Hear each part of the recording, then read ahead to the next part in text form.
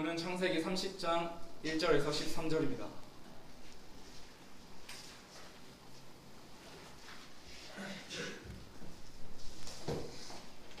제30장.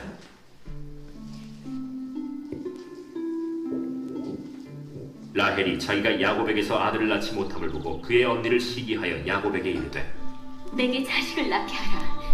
그렇지 아니하면 내가 죽겠노라. 야곱이 라헬에게 성을 내어 그대를 임신하지 못하게 하시는 이는 하나님이시니 내가 하나님을 대신하겠느냐? 내 여종 비라에게로 들어가라. 그가 아들을 낳아 내 무릎에 두리니 그러면 나도 그로 말미암아 자식을 얻겠노라 하고 그의 시녀 빌하를 남편에게 아내로 주매 야곱이 그에게로 들어갔더니 빌하가 임신하여 야곱에게 아들을 낳은지라.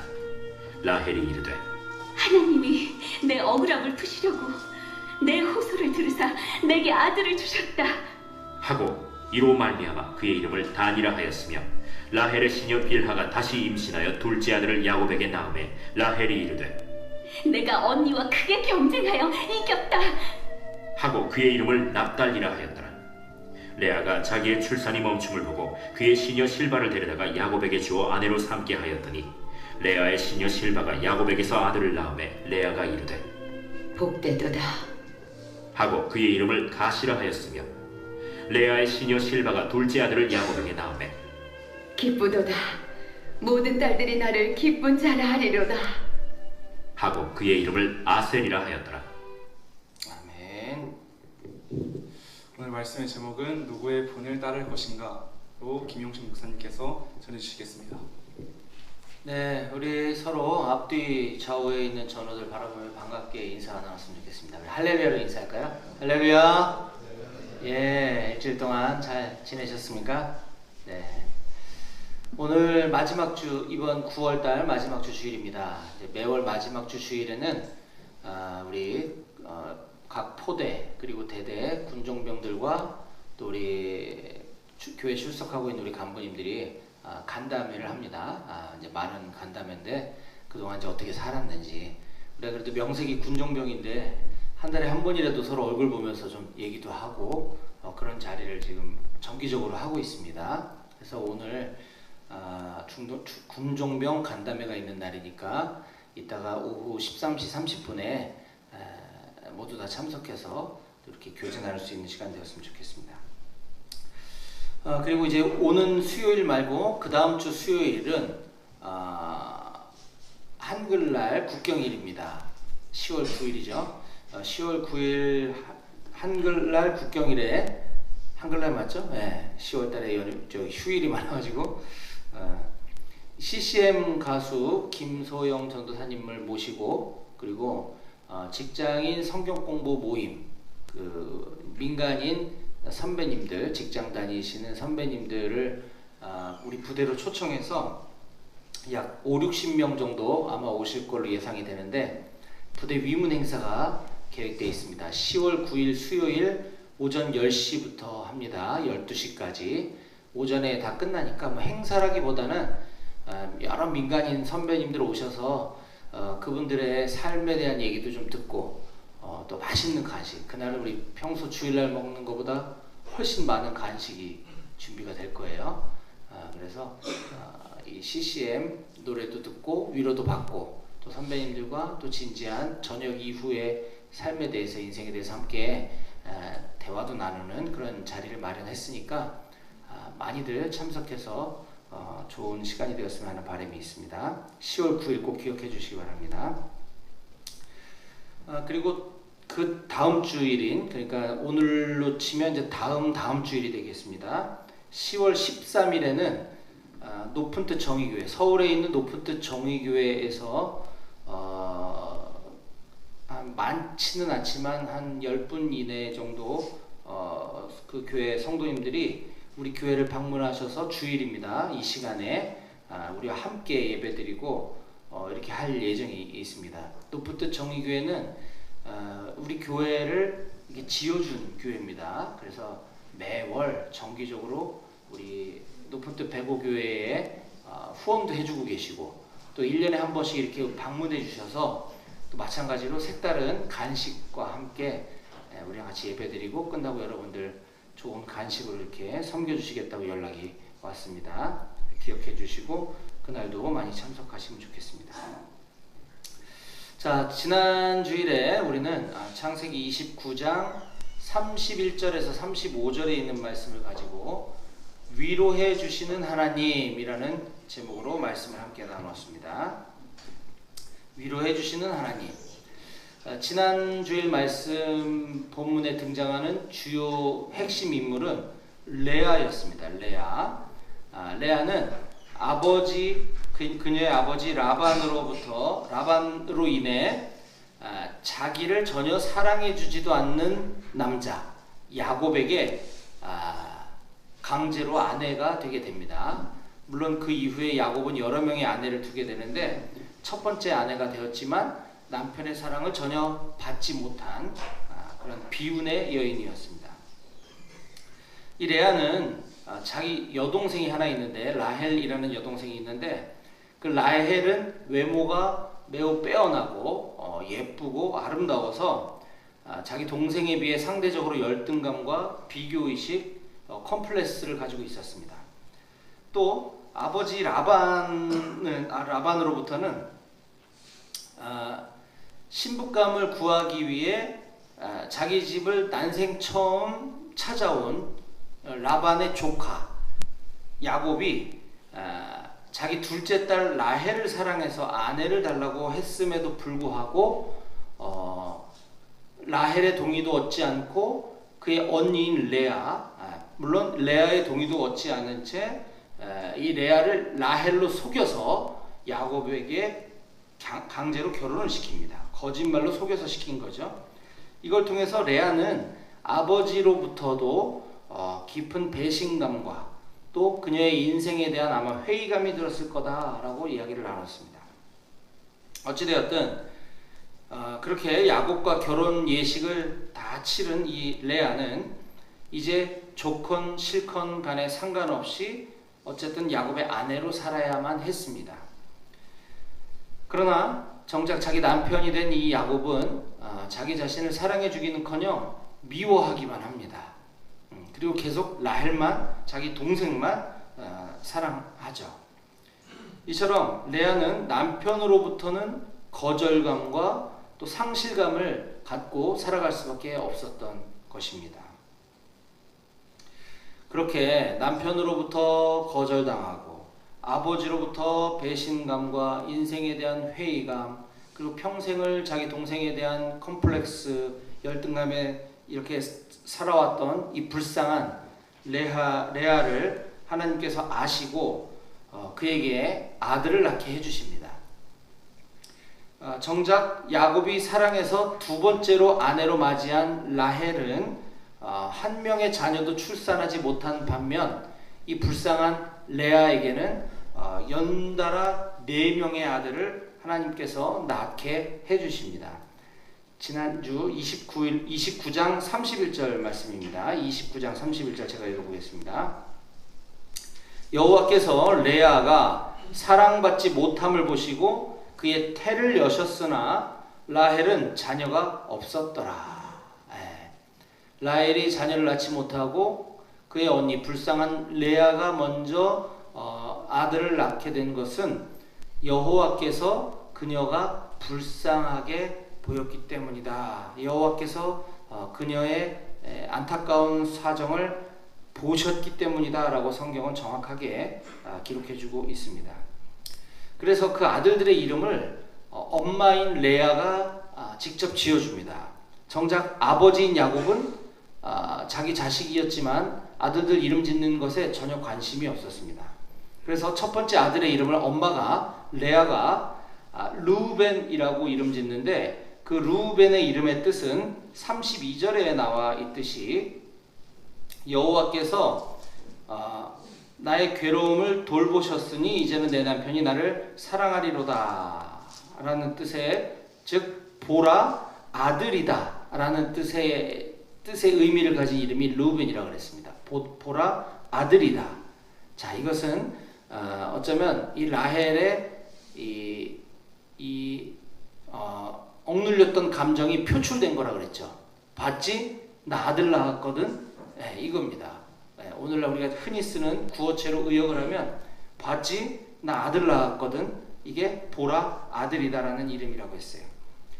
하나님께서 자기 자신의 괴로움을 돌보셨다라고 고백은 하고 있지만 레아는 이와 같이 첫 아들의 출산을 계기로 이제는 내 남편이 나를 사랑해 주겠지라고 남편의 사랑을 갈구해하는 모습을 우리가 엿볼 수 있는 것입니다. 또 두 번째 아들의 이름은 시므온인데 시므온이라는 이름의 뜻은 듣다라고 그랬습니다. 듣다. 33절에 여호와께서 내가 사랑받지 못함을 들으셨으므로 내게 이 아들도 주셨다. 그래서 이름을 시몬이라 했다고 그랬습니다. 레아는 첫 번째 아들인 루벤을 낳고 이제는 내가 이렇게 아들을 낳아줬으니 내 남편이 나를 사랑해 주겠지 라고 기대했지만 여전히 둘째 시몬을 낳을 때까지 남편의 사랑을 받지 못했던 것이 분명해 보입니다. 자, 이처럼 둘째 아들의 출산의 의미도 여전히 이 레아에게 있어서는 자기 애, 자기 연민에 빠져 있음을 우리가 이 아들들의 이름을 지어주는 것을 보면서 우리가 깨달을 수 있었습니다. 자, 세 번째 아들의 이름은 레위입니다.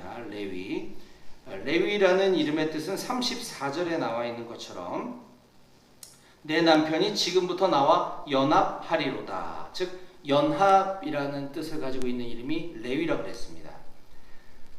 이 레위의 이름을 지으면서 이 레아는 내 남편이 지금부터는 나와 연합해 주겠지. 정신적으로 마음적으로 나와 이제 연합해 주겠지. 정말 진정한 내 남편이 되어 주겠지 라고 하는 그 기대가 여전히 셋째 아들로 이어지면서도 계속되고 있음을 우리가 볼 수 있었습니다.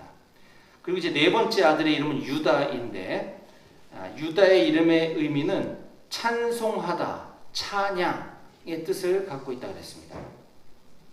35절에 그가 또 임신하여 아들을 낳고 이르되 내가 이제는 여호와를 찬송하리로다 하고 이로 말미암아 그가 그의 이름을 유다라 하였다.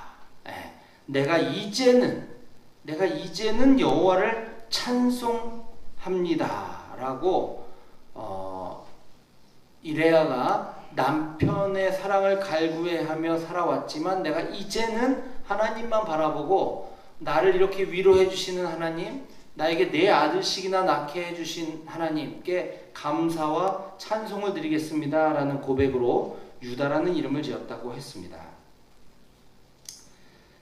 훌륭한 신앙의 고백인 거죠. 이로써 네 번째 아들을 낳음으로써 레아의 관점과 그의 신앙관이 바뀌게 되었다. 우리 하나님 아버지께서는 이렇게 불쌍한 여인 레아에게 하나님의 긍휼과 하나님의 위로하심을 부어주셔서 레아로 하여금 세상을 바라보는 관점에서 이제 하나님을 보는 관점으로 그의 신앙을 성장시켜 주셨음을 우리가 볼 수 있었습니다.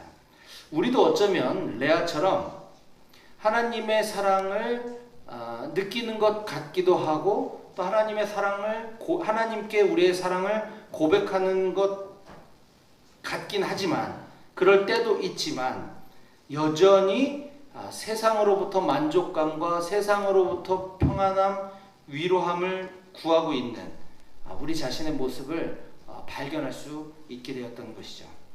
이제는 우리도 더 이상 이처럼 세상이 주는 안정감, 세상으로부터 안정감을 구하는 삶이 아니라 오직 하나님께로부터 오는 위로를 경험하고 하나님만 찬양하며 사는 삶을 살아가야 되겠다라고 지난주에 말씀을 함께 나눴습니다.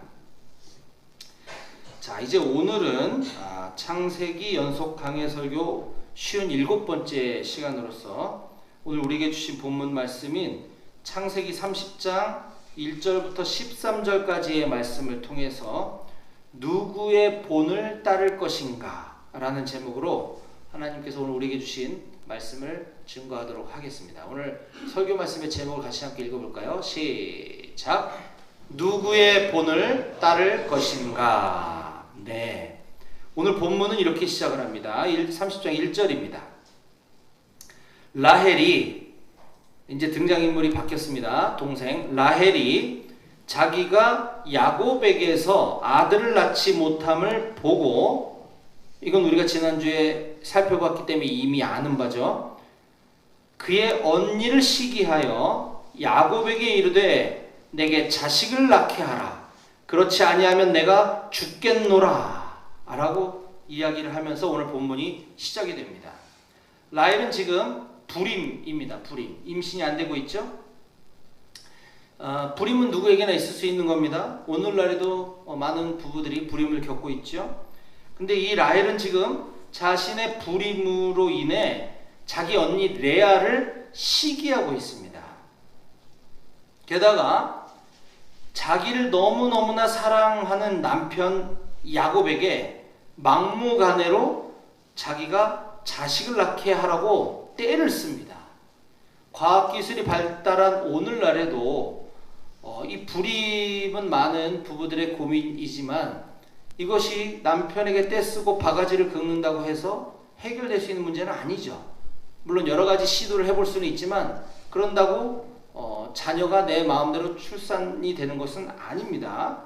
근데 야곱 남편에게 내게 자식을 낳게 하라 라고 떼를 쓰고 있습니다. 거기에 한술 더 떠서 그렇게 하지 않으면 내가 죽어버리겠다 라고 남편에게 자살 협박까지 합니다.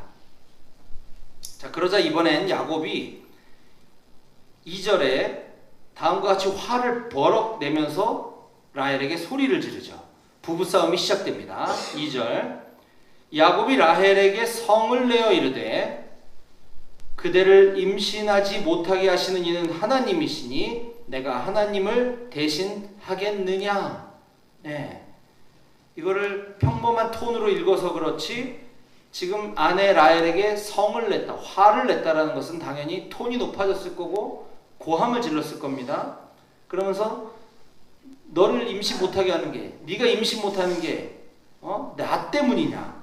이건 하나님이 하시는 건데 내가 어떻게 하나님을 대신해서 그걸 할 수 있겠냐라고 화를 내고 있는 장면입니다. 부부싸움을 하고 있는 거죠. 자, 그토록 사랑했었던 이 야곱과 라헬이 왜 지금 이렇게 심하게 다투고 또 막 자살 소동까지, 자살 협박까지 해가며 이런 상태에 이르게 되었을까요? 무엇이 문제고 어디서부터 잘못된 것일까요? 물론 장인어른, 친정 아빠인 라반이 레아를 야곱에게 아내로 주면서부터 이 문제가 꼬이기 시작했지만 이 라반의 문제는 일단 제쳐두고 지금 이 라헬과 야곱 두 사람 사이에 무엇이 문제였는지를 한번 살펴볼 필요가 있습니다. 바로 1절에 그 해답을 성경 우리에게 이렇게 가르쳐주고 있는 것이죠. 그의 언니를 시기하여. 네. 시기심이 문제였던 것이죠. 시기심이라는 것은 다른 사람과 나를 비교하는 비교의식으로부터 시작이 됩니다. 네. 다른 사람과 비교하지 않으면 누굴 시기할 이유가 없죠. 그렇죠? 네. 비교의식은 시기심을 낳게 되는 겁니다. 물론 나를 다른 사람과 비교하게 되면 내가 부족한 것이 많이 보일 수 있어요. 하지만 하나님께서는 나에게만 주신 것도 있다라고 하는 사실을 우리는 결코 간과하지 말아야 합니다. 하나님이 이미 주신 것에 감사할 줄 모르기 때문에 하나님께 감사가 없기 때문에 비교의식이 생겨나게 되고 이 비교의식은 곧 시기심을 낳게 되는 것임을 우리는 반드시 깨달아야 할 줄로 믿습니다. 네. 우리는 지금 인류 역사가 시작된 창세기를 지금 살펴보고 있습니다. 창세기 말씀. 이 창세기는 크게 창조에 대한 기사와 인류가 시작되는 이 족장들의 이야기, 족장사가 이 두 가지 큰 틀로 구성되어져 있는데 지금 우리는 족장사 부분을 살펴보고 있는 것이죠. 아브라함으로부터 시작해서 그의 아들 이삭, 또 그의 아들 야곱에까지 지금 이 하나님의 구속사 가운데 이 중요한 족보가 지금 이어져 내려오고 있습니다. 아브라함, 이삭, 야곱. 지금 야곱의 시대에 우리도 와 있는 거예요. 자, 그 가운데 이 불임, 이 난임에 대한 이야기는 오늘 처음 등장한 것이 아닙니다. 야곱의 오늘 이 주인공 야곱의 부모님인 이삭과 리브가는 어땠냐 하면 이 야곱의 바로 위 부모님인 이 야곱과 리브가는 결혼 이후에 무려 20년 동안 임신이 안 돼서 심적으로 고통 가운데 있었지만 이 야곱의 어머니 리브가는 지금 라헬처럼 남편에게 이렇게 바가지 긁고 떼쓰고 자살하겠다 그러고 이렇게 난동을 부리지 않았어요. 오히려 이 불임 문제를 가지고 이 아버지인 이삭은 하나님 앞에 간절히 기도했다라고 성경은 다음과 같이 기록해주고 있습니다. 자, 25장 21절 말씀입니다. 이삭이 그의 아내가 임신하지 못함으로 그를 위하여 여호와께 간구하매 여호와께서 그의 간구를 들으셨으므로 그의 아내 리브가가 임신하였더니. 그렇죠. 이것이 문제 해결의 유일한 방법이 되어야 하는 것입니다. 인간적인 눈으로는 불가능해 보일 수 있어요. 지금 내가 간절히 원하는 것이 이루어지지 않고 있습니다. 모든 상황이 답답하기만 하죠.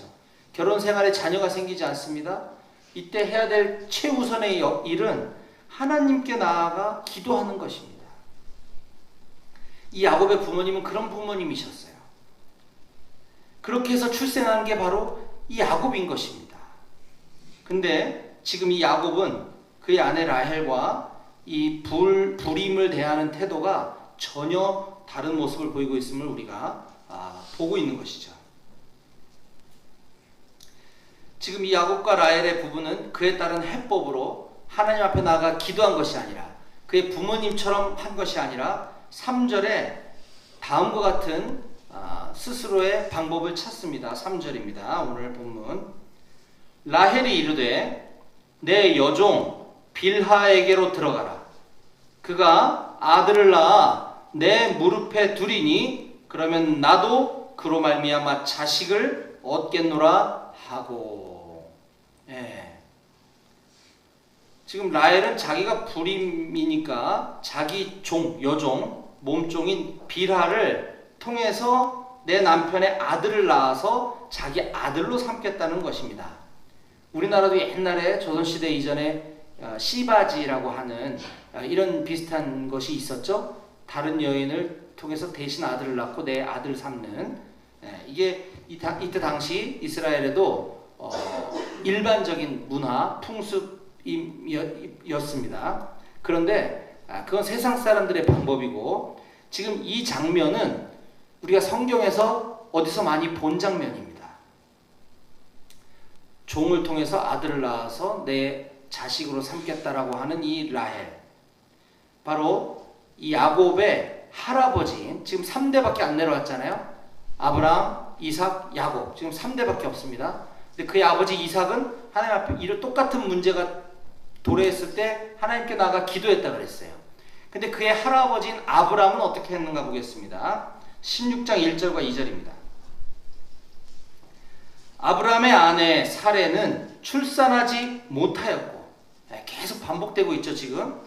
아브라함의 아내 사레는 출산하지 못하였고 그에게 한 여종이 있으니 애굽 사람이요 이름은 하갈이라. 사레가 아브라함에게 이르되 여호와께서 내 출산을 허락하지 아니하셨으니 원하건대 내 여종에게 들어가라. 내가 혹 그로 말미암아 자녀를 얻을까 하노라 하매 아브라함이 사레의 말을 들으니라. 야곱의 할아버지 아브라함도 할머니 사레도 결혼 후 굉장히 오랜 세월 동안 임신을 못했어요. 당시 75세 된 이 할머니 사레는 85세가 된 할아버지 아브라함에게 자기 종 하갈을 들여보낼 테니 내 종을 통해서 아들을 낳자고 제안했고, 아브라함은 그 제안에 동의해서 그 이듬해 86세에 이스마엘을 낳게 됩니다. 우리는 이미 이 장면을 오래전에 설교 시간에 살펴보았어요. 그것은 하나님의 뜻이 아니었습니다. 하나님은 약속의 자녀를 주시겠다. 그것은 너와 내 아내를 통해서 얻게 될 거야. 그 약속의 자녀를 통해서 너의 후손은 저 바닷가의 모래보다 많게 될 거고 저 하늘의 별들보다 많아지게 될 거다라고 분명히 약속해 주셨습니다. 아브라함과 사레는 그 약속을 믿고 끝까지 하나님께 기도하며 기다렸어야 했습니다. 그런데 아버지 아브라함은 아브라함과 그 사레는 그렇게 하지 않고 인간적인 방법을 취해서 나중에 많은 어려움을 겪게 되는 것이죠. 이렇게 할아버지 아브라함이 불임을 대하는 태도와 아버지 이삭이 불임을 대하는 태도는 정반대였었습니다.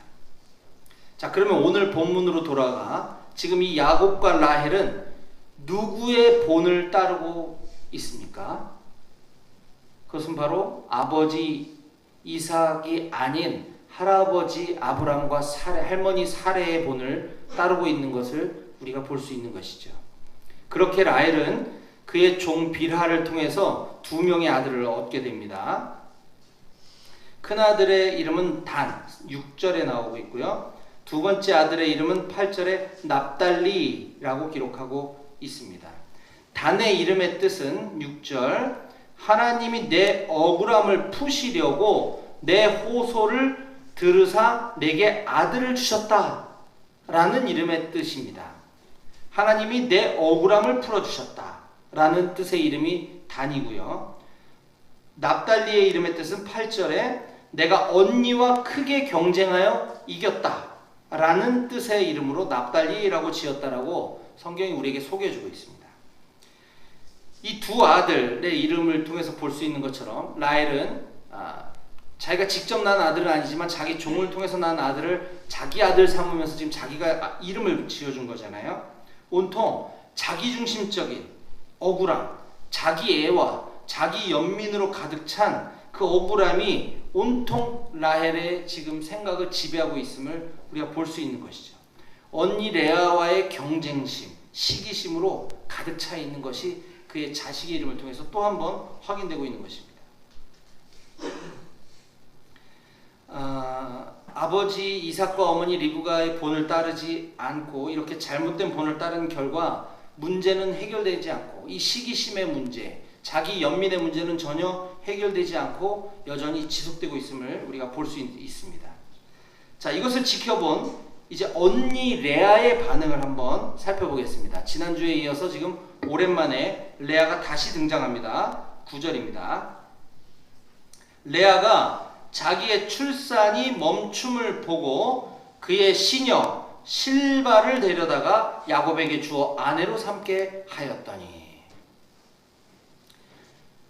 이미 지난주 마지막 구절인 29장 35절에 끝부분에 보면 이 레아가 네 번째 아들 유다를 낳고 그의 출산이 멈췄다라고 이미 우리들에게 힌트를 줬던 적이 있었죠.